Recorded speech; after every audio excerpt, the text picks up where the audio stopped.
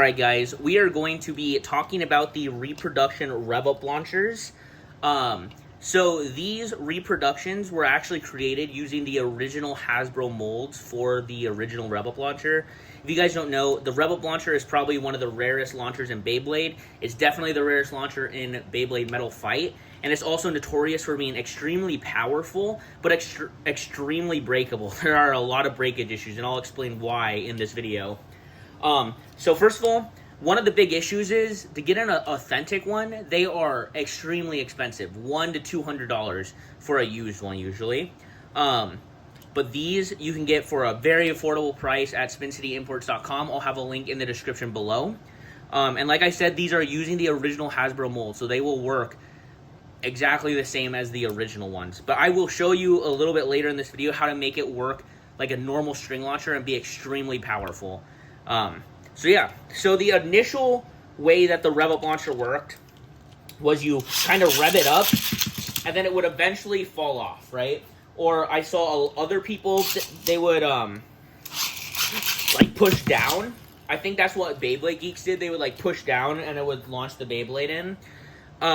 Because one thing that, the whole reason that this thing has breakage issues is because of this button right here. It's a terrible, terrible design. So what happens is when this is spinning, this button pushes two gears together, or there's actually 3 gears inside, and it sandwiches them together, and the middle, the smallest gear breaks. It kind of acts like a wedge, and it breaks the teeth that are on that gear, causing it then to skip rotations and then not to work anymore.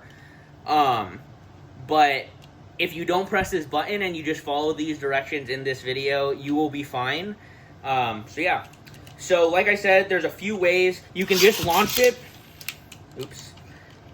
You can do it like normal, like rev up, and then just wait for it to fall off randomly. Or you can rev it up and then like push down. But that kind of makes it's really awkward. Not using the button makes the rev up quite awkward to use, honestly. So I'm going to show you a little mod you can do that makes it so good. So you see this there's a little button right here. This is actually what holds the Beyblade onto the prongs that allows it to be revved up without falling off right away.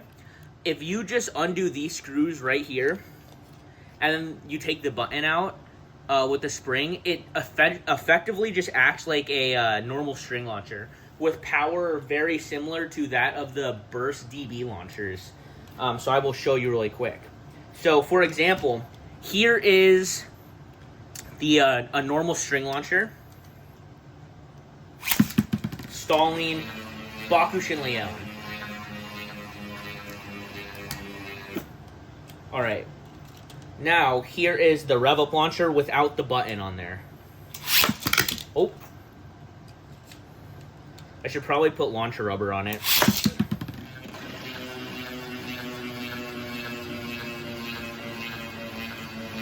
Yeah, it's crazy. And it's not just that, it works for all Beyblades. So here's just like a... What the heck? I say that, and then of course that happens. Here's Rock Leone.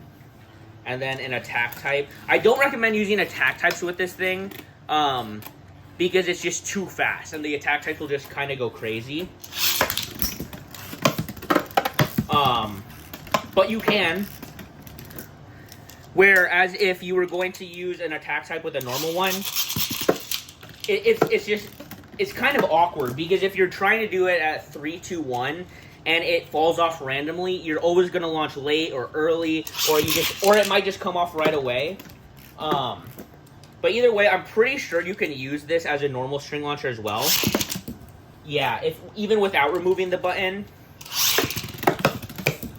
But I don't recommend it. I think it slows down a little bit. Or maybe it doesn't. Maybe you don't need to remove the button. You just use it like a normal string launcher, and it'll be fine. But essentially, with using the rev up, the revving up, this thing goes up when it's spinning, and that's what allows it to be stop and then be free spinning. But yeah, basically, revving it up is never going to give you the most power, and I think that's been a known thing since Beyblade Geeks started doing videos on it, is revving up was never, like, the best way to do it. It was just using it like a normal string launcher. But yeah, it's just so good. Works like a charm. removing the middle button from it is going to make it work so much better. Let me do one more. Yeah, I think it's just so fast. But yeah, if you guys want to pick one of these up, SpinCityImports.com will have a link in the description. They're seriously sick. And if you guys didn't know this, you can actually put them on the handle of a launcher grip. And then, so you have more to hold on to.